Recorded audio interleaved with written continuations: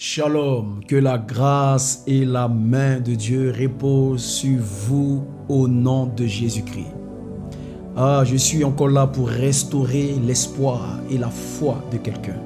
Comme vous le savez, c'est le prophète Fernand Didier Ariel, leader de la mission prophétique Christ en action, 6 au 2-4 chemin des Fouches, 93 380 Saint-Denis, et nous sommes au bâtiment B2. Nous prions tous les dimanches à partir de 14h et les mercredis à 19h. Je voudrais aujourd'hui restaurer par une exhortation la foi de quelqu'un. Quelqu'un qui est en train de languir, qui est affecté par les tournants et les virages de sa vie. Je voudrais te dire, ne perds pas espoir. Et pour ce faire, nous allons lire quelque chose qui va nous introduire dans la dimension de la restauration divine. Et nous sommes dans Luc le chapitre 7 à partir du verset 12. La Bible dit, je monterai même au verset 11. La Bible dit, le jour suivant, Jésus alla dans une ville appelée Naïn. Ses disciples et une grande foule faisaient route avec lui. Lorsqu'il fut près de la porte de la ville, voici qu'on portait en terre un mort, fils unique de sa mère, qui était veuve. Il y avait avec elle beaucoup de gens de la ville.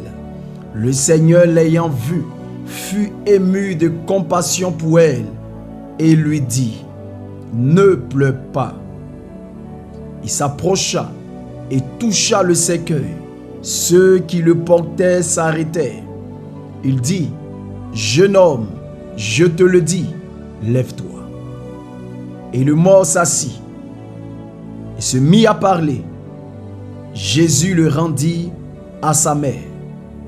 Tous furent saisis de crainte et ils glorifiaient Dieu, disant, un grand prophète apparut parmi nous et Dieu a visité son peuple.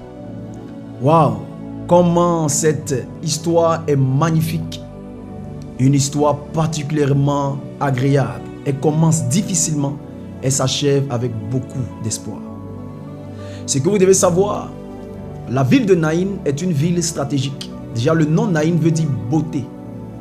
Donc, vous pouvez estimer que la beauté, c'est tout ce qui est attrayant, tout ce qui reflète ce qui est plaisant. Mais dans cette ville de Naïn, il n'y avait pas que la beauté. Il y avait quelque chose d'autre qui en sortait. La Bible dit, il y avait le fils unique d'une veuve. Quand on dit veuve, ça veut dire qu'elle a perdu son mari. Et elle portait ou mettait tout son dévolu sur son fils. Elle avait un espoir en son fils. Elle le considérait comme la dernière cartouche. Elle avait un regard d'espoir, d'espérance dans son fils. Il arrive que son fils meurt. La situation de la femme devient catastrophique.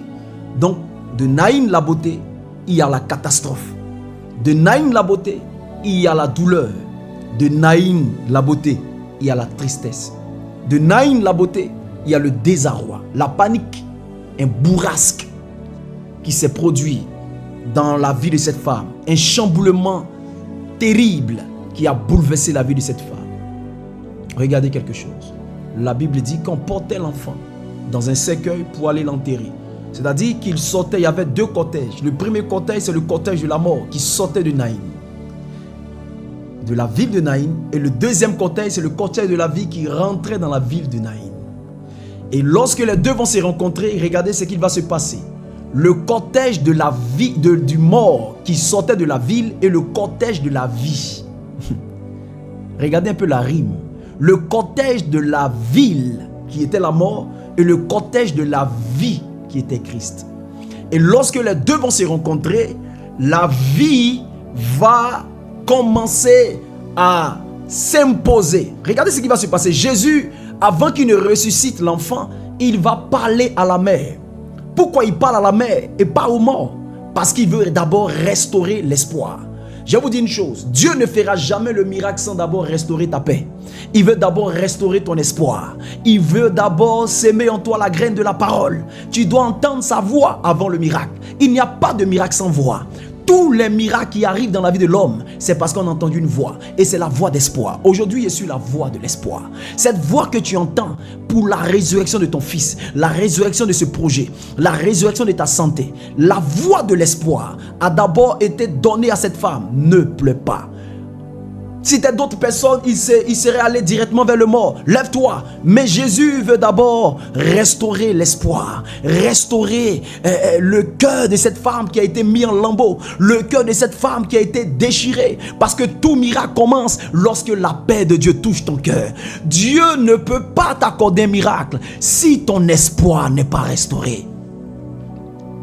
Christ en nous, l'espérance de la gloire. Tu dois d'abord avoir un espoir restauré. Ne dis pas que ce projet est fini, il est caduc. Ne dis pas que je ne me relèverai plus. Ne dis pas que ce mariage est foutu. Ne dis pas que je suis condamné à ce cancer. Ne dis pas que ma vie ne va jamais se relever. Ne dis pas que moi je suis maudit. Ne dis pas que la malédiction a gagné du terrain dans ma vie. Ne dis pas que je m'en sortirai jamais. Ne dis pas que je vais jamais me marier. Ne dis pas que cet enfant ne viendra pas. Tu dois d'abord avoir espoir. La Bible dit qu'il y a de l'espoir. Il dit il y a de l'espoir pour un chien vivant comparé à un lion mort. Tu dois avoir de l'espoir. Tu dois nourrir l'espoir. Et alors Jésus va d'abord guérir le cœur de cette femme dont l'espoir avait pris la poudre d'escampette, dont l'espoir avait quitté le cœur, dont l'espoir n'y était plus. Jésus lui dit, femme, ne pleure pas. Ne pleure pas n'est pas un mot psychologique. Ne pleure pas n'est pas pour toucher son mental. Ne pleure pas, c'est pour guérir son cœur. Dieu veut d'abord guérir ton cœur. Ce cœur blessé, ce cœur qui n'a plus espoir, ce cœur qui se dit, à quand ma victoire? Ne pleure pas. Dieu te donne cet espoir avant que l'enfant ne vienne, avant que l'enfant ne revienne. À la résurrection, Jésus guérit d'abord le cœur. Waouh, quel grand mystère! C'est un mystère extraordinaire. Un mystère extraordinaire. Regardez les gens qui entouraient le cercueil. Personne ne pouvait rien faire. Très souvent, des gens t'entourent. Ils voient ta situation. Ils ne peuvent rien faire. Ils ne peuvent que t'accompagner à l'achèvement. Ils ne peuvent que dire c'est fini, pleure et nous enterrons l'enfant. Ils ne peuvent pas te donner d'espoir. Mais Jésus, lorsqu'il la rencontre, il lui donne l'espoir. Ne pleure pas. Ce que les autres qui étaient autour ne pouvaient faire, Jésus va donner l'espoir. Toutes les fois que Jésus dit un mot, il sait ce qu'il va faire. Regardez, il y a une histoire merveilleuse qui dit, il y avait une grande foule qui le suivait, arrivé dans un lieu désertique. Jésus se tourne vers ses disciples, il dit, mais avec quoi on va nourrir ces 5000 personnes? La Bible dit, par la suite, il savait ce qu'il allait faire. Toutes les fois qu'il dit un mot, il connaît la suite. Il n'est pas surpris par les événements. Aucun événement ne le surprend. Ce que tu vis ne surprend pas Dieu. Tous les combats que tu vis ne le surprennent pas. Ne pleure pas. Dieu veut d'abord restaurer ton espoir. Il veut d'abord restaurer ton espoir avant d'apporter dans ta vie le miracle. La situation dans laquelle tu es n'est pas plus forte que Dieu. Elle ne peut pas empêcher son intervention. Elle ne peut pas empêcher sa main. Elle ne peut pas empêcher sa gloire. Ne pleure pas. Avant la résurrection, Dieu sème en toi la parole. Vous qui fuyez la parole de Dieu, écoutez-la. Elle vous donnera la force, l'espoir de vous dire, je peux encore. Je réussirai comme les autres fois. Je gagnerai. Ma fin, ce n'est pas maintenant. Je ne suis pas à ma conclusion. Je suis maintenant dans le processus de Dieu. Ne pleure pas n'est pas un mot pour adoucir la peine, mais c'est un mot pour redonner de l'espoir. Que tu comprennes ce mystère. Et alors, Jésus va dire, jeune homme, je te le dis, lève-toi. Mais avant qu'il ne le dise, il touche le cercueil. Vous savez que les Juifs n'ont pas droit à toucher la mort. Parce que l'impureté est transmissible. Il s'est écrit dans le livre de Lévitique. Dans les Lévites, ils n'ont pas le droit de toucher un mort. Tu touches un cadavre, la Bible dit que tu es impur jusqu'au soir. Et il faut faire le sacrifice pour enlever l'impureté. Logiquement, Jésus devait être impur. Mais comme il avait la vie, il donne la vie et l'impureté part. Le seul qui peut ôter ton impurité, le seul qui peut redonner la vie là où il y a la mort, c'est Christ. Christ te donnera la vie. C'est lui seul qui touche le cercueil de la faim et le cercueil s'arrête. Je suis en train de prophétiser. Ce cercueil qui est en train d'aller à l'achèvement. Ce cercueil qui est en train d'être enterré parce que les gens ont conclu que c'est fini. Je déclare qu'il s'arrêtera. Ta vie n'est pas finie. Cette maladie s'arrête. Ce problème s'arrête. La douleur que tu endures s'arrête. Ce cancer s'arrête.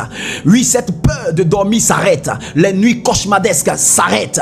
Je commande au nom de Jésus-Christ que toute oppression, toute puissance qui se lève contre toi dans ce monde-ci et dans l'autre monde s'arrête au nom de Jésus-Christ. J'invoque et j'invite Christ dans ton affaire. La maladie s'arrête. Cette stérilité s'arrête. Le sang qui coule sans s'arrêter s'arrête aujourd'hui au nom de Jésus-Christ. Je commande que ta pauvreté s'arrête. Ton manque de foi s'arrête. Je déclare que la situation commence à changer au nom de Jésus-Christ de Nazareth. Qu'il se passe un mouvement dans ta vie là où les choses étaient ineptes, les choses étaient infructueuses, les choses étaient immobiles, les choses ne donnaient pas d'espoir, les choses ne bougeaient pas. Je commande au nom de Jésus que ça commence à bouger. Rien n'est tard. Je voudrais attirer ton attention. Naïn, c'est la beauté et tu vivras la beauté de la grâce. Je voudrais attirer ton attention sur ce fait. Naïm, c'est la beauté. Tu vivras la beauté de la grâce. En réalité, c'était la beauté de la rencontre. La beauté de cette rencontre. Il y a une rencontre qui va changer ton image. Elle disait, je suis en Naïn. Comment se fait-il que je vis la mort? Et beaucoup se disent, ils sont à l'église. Comment se fait-il que rien ne va? Je suis à l'église. Comment se fait-il que je perds mon travail? Je suis à l'église. Comment se fait-il que je suis malade? Je suis à l'église. Comment se fait-il que rien ne va? Je suis à l'église. Comment se fait-il que les sorciers me pourchassent encore? C'est parce que tu n'as pas encore fait la rencontre. C'est cette rencontre qui va arrêter toute chose. Et j'invite Jésus dans ton affaire.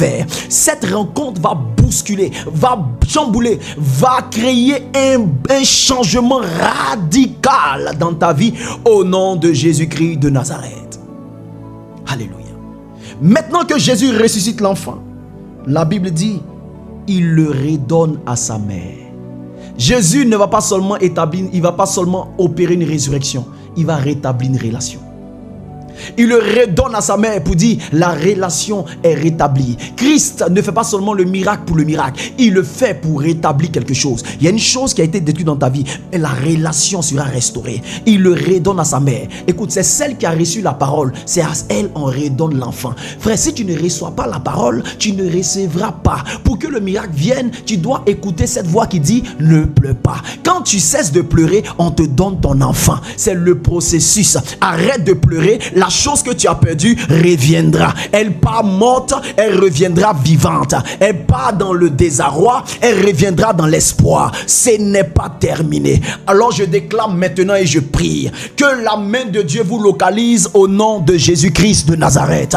Là où tu es malade, je ne sais pas quel type de maladie tu as. Pose la main à l'endroit où tu as mal. Je commande que tu es guéri. Au nom de Jésus-Christ, tu as le diabète, ça part. Tu as le cancer, ça part. Tu as la tumeur, ça part. Tu as l'arthrose, ça part. Tu as l'arthrite, ça part. Tu as un problème au niveau intestinal, ça part. Colopathie, ça part. Tu as un problème au cerveau, ça part. Un problème d'articulation, ça part. Sois guéri au nom de Jésus-Christ. Je commande que tout esprit qui t'afflige, tout esprit qui opère dans ta santé, soit lié, chassé au nom de Jésus-Christ de Nazareth. Likorasko tabariata resofare mayakatum de lishkaba rozofarito lizaton de likata razosavara rikoto marikata. Je déclare que le diable recule, peu importe le nombre de tes adversaires. La Bible dit 1000 tomberont à tes côtés, 10 000 à ta droite, tu ne seras pas atteint. Nombre va dire la divination ne pourra rien contre Jacob. La divination ne peut rien contre Jacob. Je déclare maintenant, toute divination ne pourra rien contre toi. Si ton nom a été mis dans l'eau, ton nom a été enterré, ton nom a été placé dans un endroit pour des rituels, afin de détruire ta vie, je commande que tu es libéré. Le cercueil s'arrête, l'évolution de l'échec s'arrête. Oui, je déclare, tu n'as pas de travail, tu en cherches, tu luttes, tu as l'impression d'être maudit. By fire, by power. Je commande que tu sois libéré maintenant au nom de Jésus-Christ de Nazareth. Regarde, tu iras faire l'examen. Tu ne verras plus cette maladie après avoir bu de l'eau. Lorsque tu boiras cette eau, l'eau après cette déclaration, la maladie quitte ton corps, le diabète quitte ton corps, le cancer quitte ton corps, l'arthrite quitte ton corps, peu importe la maladie, ça quitte ton corps au nom de Jésus-Christ. Je déclare l'esprit de la mort qui a gagné ta famille, l'esprit de la mort qui a gagné ta maison, l'esprit de la mort qui a gagné tes affaires, libère maintenant, parce que la vie rencontre la mort, la vie rencontre la mort, la vie rencontre la mort. Je le déclare, je le déclare, je le déclare. La mort ne quittera pas cette ville, parce qu'elle rencontrera la ville, la vie à la porte. Je déclare que la vie te soit donnée. C'est une histoire de deux portes. Jésus est la porte de la vie et Naïn est la porte de la ville. Mais je déclare maintenant, la porte ambulante, la porte qui se déplace te rencontrera. Tu n'iras même pas vers elle, elle viendra à toi. Je le déclare au nom de Jésus-Christ. Regarde, tu n'es pas maudit. La malédiction quitte ta vie. Regarde, tu n'es pas condamné. La condamnation quitte ta vie. Tu es décondamné. Tu es déclaré libre, libre, libre, libre, libre, libre, libre, libre. Pendant que je suis en train de dire ces choses, je vois les chaînes tomber, je vois la maladie quitter, je vois les blocages céder, je vois une nouvelle période, une saison de visitation arriver dans ta vie, une promotion éclatante arriver dans ta vie. Louvarusketi, la tombarakata, reso farishkata, lantori barakatu, rizo sava, lantorish kadabalia, la katu taratua, rizo farikatom, la tu shadia, la baruska daria, rebo kumba kumba, rosavarekatu shadia. Je déclare, tu es libre au nom de Jésus-Christ. C'est une prière d'espoir. Le prophétique est en marche, les chars de feu sont en marche, le changement est en marche. Regarde, ton corps est guéri. Va faire l'examen demain. Tu n'es plus malade. Tu viendras sur cette plateforme témoigner de ta guérison. Le cancer est parti, même s'il est métastasé, il part. Il n'a kata, lebo souvara katundelia, au nom de Jésus-Christ de Nazareth. Oh, je suis en train de dire ces choses, et pendant que je dis, je sens l'ange de Dieu aller dans vos maisons. Jésus-Christ envoie ses anges dans vos maisons. Les choses que vous avez perdues, vous allez les retrouver. Je vous donne 72 heures, opération 72 heures. En 3 jours seulement, il y a un bouleversement qui va arriver. Je dis en 3 jours, il y a un changement qui arrive. En 3 jours, tu vas rendre témoignage. En 3 jours, tu vas expérimenter une visitation hors du commun. En 3 jours, ta vie ne sera plus jamais pareil. Oui, ce n'est pas un mot rempli d'émotion, c'est un mot rempli de révélation. Ce que je dis, c'est la révélation de Dieu pour toi. Tu es libre, libre, libre, libre au nom de Jésus-Christ de Nazareth. Comme l'enfant de la veuve de Naïn a été guéri, a été ressuscité, ramené à la vie, je déclare que ce qui était ton dernier espoir te revienne. Le Seigneur te donne doublement ce que tu as perdu. Louvaris kindu shaba regada sentolu shabariata zeva reva li kontolu variatum baraskediata. Je commande que la main de Dieu te localise, soit localisée par une force de Dieu, soit localisée par une restauration, soit restaurée totalement. Paousida. La Bible déclare car vos légères afflictions du moment présent produisent pour vous au-delà de toute mesure un poids éternel de gloire. Ton affliction s'arrête et le poids de gloire remplace ton affliction. Je mets fin à ton affliction. Oh, je mets fin à ton affliction. Dans les jours qui viennent, il y a une bonne nouvelle qui va t'être annoncée. Dans ton courrier, tu recevras un un courrier qui va dans ta boîte aux lettres. Tu recevras un courrier qui va tout changer. Il y a un mail qui arrive dans ta boîte mail. Il y a un SMS que tu vas recevoir. Un appel d'une personne qui doit t'aider, qui vient maintenant. Le Seigneur envoie les aides stratégiques. Les aides stratégiques. Les aides stratégiques. Les personnes susceptibles de t'aider, qui n'ont jamais rencontré ton chemin. Le Seigneur les envoie. Je délègue par l'autorité du nom de Jésus-Christ des aides spirituelles. Ils arrivent. Des aides, des aides, des aides au nom de Jésus-Christ de Nazareth. Tu ne seras plus la version que tu es. Une nouvelle version t'est donnée. Ton espoir est restauré. Ton espoir est restauré. Quelqu'un dit: je veux un travail. En quelques jours tu auras ce travail. Regarde, si je suis homme de Dieu, dans les jours qui arrivent, ce travail tu l'as. Ce travail tu l'auras. Ce travail t'est donné. Ce travail te sera donné. Dans les jours qui viennent, ce travail te sera donné au nom de Jésus-Christ. S'il y avait quelqu'un qui pratiquait la sorcellerie sur toi, avec ton nom, le nom de ton mari, le nom de ta femme, le nom de tes enfants, le nom de ton entreprise, le nom de ton travail, peu importe la personne qui travaille avec ta date de naissance, je commande au nom de Jésus-Christ, le feu du fondeur commence à descendre. Le Seigneur va les réduire en miettes. Le Seigneur va les émietter. Le Seigneur va les réduire en miettes. Il y a un bourrasque dans le ciel. Il y a un bruit qui est en train de se faire. C'est le bruit de la terreur. Le Seigneur marche au milieu des ennemis. Il marche parmi tes adversaires. Il est réduit à l'impuissance. Il est réduit à l'impuissance. Au nom de Jésus-Christ de Nazareth, reçois cette prière et marche dans la victoire. Je le déclare, tu es béni, tu n'es pas maudit. Je déclare, tu es positionné en Christ. Tu n'es pas positionné dans les hôtels et les liens ancestraux. Tu es béni au nom de Jésus-Christ. Cette prière aura des réponses. Compte 3 jours, d'autres vont compter 5 jours, d'autres compteront 7 jours, mais dans la semaine, il y aura un mouvement de Dieu. Des gens qui n'avaient pas de travail vont commencer à travailler. Quelqu'un va dire, mais mon taux de diabète a disparu. Quelqu'un va dire, mais je ne sais pas, mais le cancer là, il est en train de partir. Ce n'est pas une prière, c'est quelque chose de fort que tu ne peux pas comprendre. Ça dépasse ta logique. Ce n'est pas un live ou ce n'est pas quelque chose d'ordinaire. Écoute-moi bien, je parle depuis une position. Je sais qui je suis. Quand je déclare, je sais ce que Dieu est capable de faire. Tu es guéri, tu es libre au nom de Jésus-Christ. Amen.